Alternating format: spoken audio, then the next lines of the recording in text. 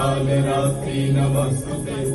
जय त्वं देवी चामुण्डे जय भूतापहारिणि जय सर्वगते देवी कालरात्रि नमस्तुते। जयन्ती मङ्गलाकाली भद्रकाली कपालिनी दुर्गा शिवा क्षमा धात्री सहस्राधा नमस्तुते। या देवी सर्वभूतेषु मातृरूपेण संस्थिता।